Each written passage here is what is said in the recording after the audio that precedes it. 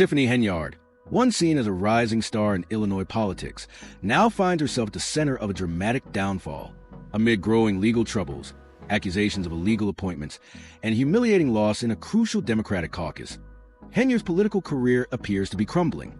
The controversy surrounding her administration, including claims of vote suppression and rule bending, has made headlines, further eroding her once unassailable position. On a chilly December evening, hundreds braved the cold in Homewood, Illinois, gathering outside the Homewood Flossmoor Park District Auditorium. The event was the first Thorne Township Democratic caucus in over 30 years, and the stakes couldn't have been higher. Inside, a tense political atmosphere prevailed as locals, political insiders, and spectators gathered to witness what would become a pivotal moment in the township's history. At the center of it all was Tiffany Henyard, the embattled mayor and township supervisor, whose career was on the line, dressed in a striking pink pantsuit. Henyard made her entrance with a confident air, exuding defiance. But as the evening unfolded, it became clear that her political facade was beginning to crack. Henyard, known for her dramatic flair, was accused of vote suppression and manipulating the caucus process. Her most vocal claim was that State Senator Napoleon Harris, who also headed the Thorne Township Democratic Committee, had rigged the event against her. Henyard accused Harris of blocking her supporters from participating in the caucus, allowing only his allies to mentor new participants, and essentially rigging the process from the start despite her accusations. The caucus continued, and Henyard's defeat was swift and crushing. In a unanimous vote that took only 7 minutes, she lost the party's nomination for township supervisor. The result was almost as humiliating as the speed of her defeat. Her political empire dismantled in the blink of an eye. The room erupted in cheers and jubilant chants as Henyard's fate was sealed, with some even singing a customary farewell song. Shaken and visibly frustrated, Henyard left the auditorium in haste, vowing to sue everyone involved in the process. The event marked the end of an era for Henyard, whose political future now seemed uncertain. Her once promising rise to power had now given way to a devastating collapse, leaving many wondering what the future held for the embattled mayor. As the evening drew to a close, it was clear that Henyard's political career was on the ropes. Her defeat in the caucus was a culmination of months of mounting legal and political issues, and it seemed that the forces arrayed against her were too powerful to overcome. With the once powerful mayor now out of the race, the political landscape of Thorne Township seemed poised for a new chapter, one in which Henyard was no longer a central figure. For a while, it's like, grassroots. It was organic when a lot of this things started at the township, where the people were, The air was thick with excitement as nearly 600 people packed the auditorium for the long-awaited Thorne Township Democratic Caucus, an event that hadn't occurred in over 30 years. The atmosphere was upbeat, especially among the supporters of Thorne Township Democratic Committee head and State Senator Napoleon Harris, who arrived early to claim seats, creating a palpable sense of unity and enthusiasm.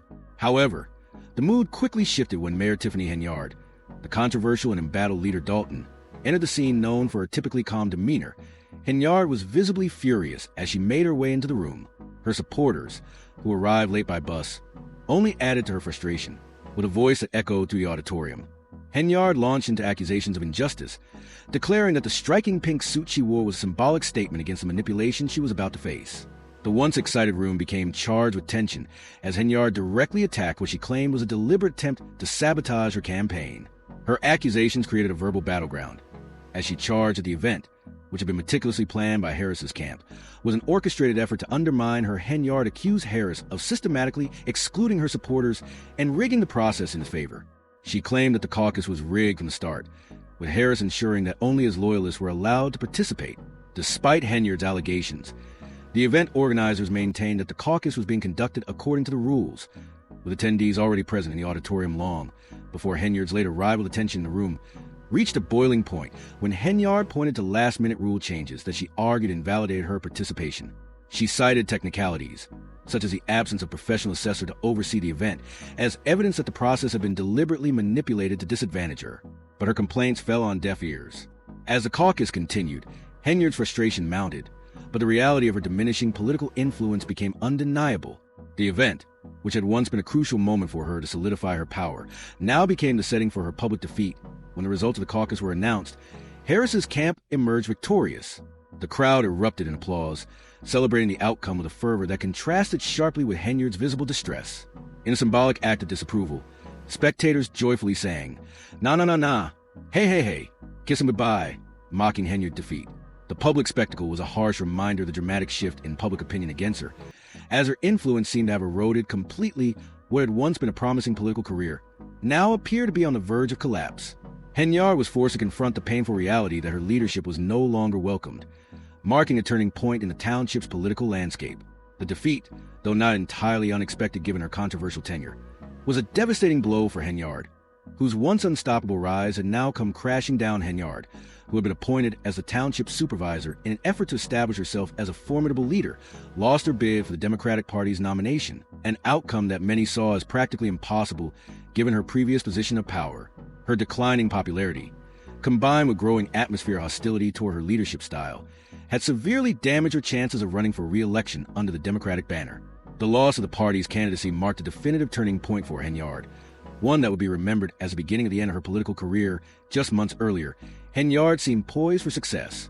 As Thorne Township Supervisor, one of the most lucrative local government positions in Illinois, she earned over $200,000 annually, a salary that reflected her status and influence in the region. But her tenure as supervisor had been marred by accusations of corruption, careless spending, and an overbearing, controlling leadership style. Her administration had become a chaotic case study in mismanagement, leaving many frustrated residents and officials calling for change under Henyard's leadership. Township meetings became notorious for devolving into heated arguments, often disrupted by raised voices and frequent absences from trustees who failed to attend sessions. Critics argued that Henyard had used public funds as her personal piggy bank, paying for lavish dinners, extravagant travel, and even an $85,000 performance that many viewed as a complete waste of taxpayer money. The performance, attended by only a few, was one of the most glaring examples of Henyard's misguided priorities.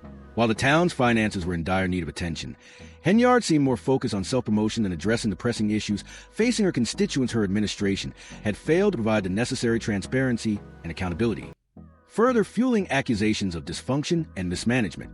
As Henyard's term wore on, her leadership became increasingly defined by scandals, with allegations of financial mismanagement and the misuse of public funds casting a shadow over her administration. This ongoing investigation into her conduct, coupled with a looming FBI probe into possible criminal activities, only deepened the public mistrust in her leadership rather than acknowledging her mistakes and addressing the growing concerns within the community. Henyard doubled down, portrayed herself as a victim of political sabotage. She attempted to shift the narrative, painting herself as a determined figure fighting against adversity, but this image did little to sway the growing tide of public discontent. In a final attempt to salvage her reputation, Henyard erected billboards across Dalton, emblazoned with slogans like "The People's Choice" and "Keeping My Promises." But these messages were largely dismissed as hollow platitudes by locals who saw them as nothing more than self-serving distractions from the real issues at hand, rather than focusing on Dalton's crippling debt and deteriorating infrastructure. Henyard's attention remained firmly on self-promotion, a move that only deepened the divide between her and the people she was supposed to serve. As public dissatisfaction with her administration grew, Henyard's critics argued that she had failed to provide even basic leadership. Under her watch, the community's financial stability had steadily declined, and taxpayers were left footing the bill for her lavish expenses. Henyard's failure to address these urgent issues left Dalton's residents feeling abandoned, alienated, and distrustful of their local government. The public's perception of Henyard, once a symbol of ambition and political promise, had shifted. What seemed like a bright future now appeared to be an unraveling mess. With her political career hanging by a thread, the financial troubles that plagued Dalton were a glaring example of Henyard's misplaced priorities. While the town faced mounting debt and deteriorating infrastructure, Henyard continued to focus on extravagant expenditures and self-promotion. The $85,000 performance, in particular, became a flashpoint for public outrage, highlighting the disconnect between Henyard's leadership and the needs of her constituents amid these growing challenges. Henyard's attempts to present herself as a devoted public servant fell flat. Her claims that she was the victim of political rivalry did little to calm the growing storm of public criticism. Instead of addressing the community's needs, she seemed more focused on defending her tarnished reputation. Even as the town's finances spiraled out of control by the time of the Democratic caucus, Henyard's political trajectory had already been set in motion. Her diminishing popularity, combined with the growing tide of public dissatisfaction, had left her vulnerable. Her accusations that Senator Harris had manipulated the caucus process to eliminate her were met with skepticism by many, who saw her defeat as the inevitable result of her declining power. Harris, for his part, insisted that the caucus had been conducted fairly, and that Henyard's failure to secure the nomination was simply the outcome of her own poor leadership and diminishing popularity. The results of the caucus were a resounding rejection of Henyard's re-election campaign. Her political influence, even among the most loyal Democratic supporters, had been shattered. The outcome was a clear sign that Henyard's time as a political force had come to an end, and that the township was ready for new leadership. The public spectacle of her defeat, complete with a mocking farewell song and the jubilant celebration by Harris's camp, underscored just how far Henyard's political standing had fallen undeterred by her loss. Henyard doubled down on her accusations of unfair treatment and sabotage. She threatened legal action, vowing to take her case to court. But despite her defiance, the writing seemed to be on the wall.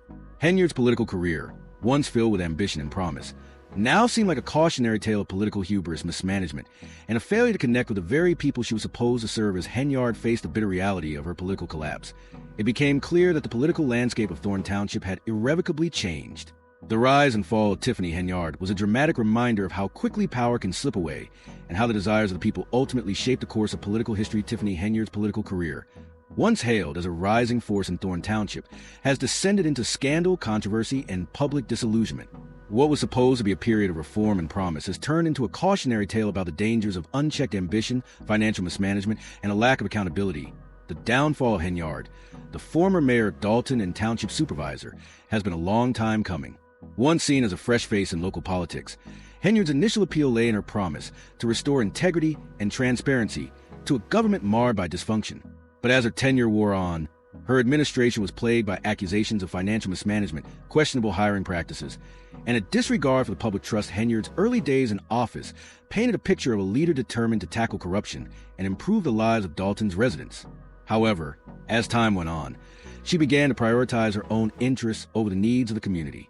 Her leadership style, once described as ambitious and focused, soon devolved into a chaotic spectacle of blame-shifting, finger-pointing, and erratic decision-making. Her administration became characterized by lavish expenditures, a lack of transparency, and an increasingly hostile work environment that alienated many of her colleagues and constituents. One of the most damning aspects of Henyard's tenure was her handling of the finances. Investigations revealed that Henyard had spent over $100,000 on travel and fine dining, while programs designed to support the elderly and youth, two groups crucial to Dalton's community, remained underfunded. Even worse, Henyard was found to have misused public funds on personal luxuries, including extravagant shopping sprees and lavish dinners. These revelations were met with widespread outrage, particularly as Dalton struggled with debt and deteriorating infrastructure. For many residents, the public's anger boiled over when they learned that Henyard had used township resources, including buses, to transport supporters to a Democratic caucus, a move many deemed unethical and an abuse of taxpayer money for her personal gain. Despite the mounting pressure, Henyard continued to deny any wrongdoing, framing herself as a victim of a politically motivated smear campaign. She frequently dismissed accusations of financial mismanagement, claiming they were the result of political opponents who wanted to see her fail. Her defense, insisting that her actions were within the bounds of the law, did little to reassure the public or quell the growing sense of distrust toward her leadership. Many felt her defense was nothing more than an attempt to deflect responsibility and distract from the real issues at hand. As Henyard's political problems deepened, she made several high-profile attempts to salvage her reputation. She erected billboards around Dalton bearing slogans like "The People's Choice" and "Keeping My Promises," but these efforts fell flat. To many, they were nothing more than empty gestures meant to distract from the growing scandal that had engulfed her administration. Critics argued that if Henyard truly cared about Dalton's future, she would have focused on fixing the town's financial woes, rather than focusing on her own self-promotion. Her handling of the Thorne Township Democratic caucus, in particular, was widely criticized. The event, which was meant to be a decisive moment for Henyard to secure her political future, turned into a logistical disaster. Her supporters, including many elderly residents, arrived late and faced difficulty entering the venue. The disarray only underscored Henyard's inability to manage even the most basic aspects of governance. Some observers noted that if Henyard couldn't even manage her supporters, how could she be trusted to manage the township effectively despite her vocal accusations that the caucus was rigged in favor of her political rival, State Senator Napoleon Harris? The reality of Henyard's declining influence was undeniable. Harris's camp emerged victorious in the caucus, and Henyard's candidacy was effectively rejected by the party. The crowd's jubilation at her defeat, marked by the mocking chant, "Na na na na, hey hey hey, kiss him goodbye," was a public expression of the widespread frustration with her leadership. For many, it symbolized the end of an era, a period marked by Henyard's overreaching ambition and mismanagement. In the aftermath of her defeat, Henyard's political future became uncertain. Her attempts to blame Harris for manipulating the caucus process were met with skepticism, even among some of her own supporters. While Henyard continued to claim that she was a target of a political plot, her credibility continued to erode. Her insistence on portraying herself as a victim did little to repair the damage to her reputation. Many saw her reaction as further evidence of her inability to accept accountability for her actions as the fallout from her defeat continued to reverberate. Henyard's troubles deepened. The FBI opened an investigation into her administration's financial activities, which only compounded the already significant public skepticism about her leadership. Legal experts speculated that she could face criminal charges, and many in the community began to question whether she would be able to recover from the scandal that had rocked her career. Henyard's critics, including members of the Thorne Township Democratic Committee, were outspoken in condemning her leadership. They argued that Henyard had put her own interests ahead of the community's welfare, and that her failure to prioritize Dalton's needs had ultimately led to her political downfall. Even her remaining supporters, who continued to defend her, began to waver. Some questioned whether Henyard could rebound from the growing scandals and legal battles that were now defining her career. The ongoing investigation into Henyard's financial dealings only deepened suspicions surrounding her administration. Among the most controversial revelations were her questionable expenses, including an astonishing $43,000 spent on Amazon in a single day. This raised eyebrows across the community and further tarnished her image as a public servant. Additionally, the county court reversed a portion of her accumulated debt, casting further doubt on her financial management. Despite the overwhelming evidence of her mismanagement, Henyard continued to deny any wrongdoing. She insisted that all of her actions had been above board and that the accusations against her were politically motivated. But her defense was increasingly viewed as an attempt to deflect attention from her mounting scandals. Many in the community, including former allies, were no longer willing to accept her explanations. The situation reached a boiling point when Henyard issued a 30-day provisional appointment in a last-ditch effort to consolidate power. But by this point, the damage to her reputation was irreversible. Her refusal to accept accountability for her actions, combined with her insistence on framing herself as the victim, only deepened the public's frustration. Even as she continued to fight legal battles and face the possibility of criminal charges, the trust of Dalton's residents seemed permanently shattered. The division within Dalton grew more pronounced as Henyard's remaining supporters continued to defend her, insisting that her opponents were unfairly targeting her. However, these voices grew quieter as more residents began to lose faith in her ability to lead. The growing tide of public disillusionment seemed unstoppable, and Henyard's political career appeared to be in free fall in a dramatic twist. Some of Henyard's most vocal defenders began to distance themselves from her, acknowledging that her leadership had been ineffective and that her actions had only damaged Dalton's future. One observer put it bluntly, "You can only blame others for so long. Eventually, you have to take responsibility for your actions." As the community waited to see what would become of Henyard's political future, many began to wonder if the controversies surrounding her were a sign of something deeper. Had Dalton been so entrenched in political theater and personal gain that it could not recover from the damage caused by Henyard's leadership? Or could her fall from grace serve as a wake-up call for a new generation of leaders? The case of Tiffany Henyard is a potent reminder of the consequences of corruption and the importance of accountability in leadership. It highlights how quickly the public's trust can erode when elected officials prioritize personal ambition over the welfare of the community. Henyard's story serves as a cautionary tale for anyone seeking political power. Without integrity, transparency, and a genuine commitment to serving the people, even the most promising political careers can collapse as a fallout from Henyard's administration continues to unfold. The future of Dalton remains uncertain. Many hope that the upheaval caused by her controversies could serve as a catalyst for much-needed change in Thorne Township. Others remain skeptical, unsure whether anyone, including Henyard's political rivals, can bring about the meaningful reform that the town desperately needs. For now, the story of Tiffany Henyard's rise and fall will serve as a potent reminder of the fragility of political careers and the need for leaders who are truly committed to serving the public good. Whether Henyard will be able to mount a successful comeback or whether her political career is permanently over remains to be seen. But one thing is clear: the consequences of her actions will linger for years to come, leaving an indelible mark on the history of Thorne Township. Thanks for watching Celeb News.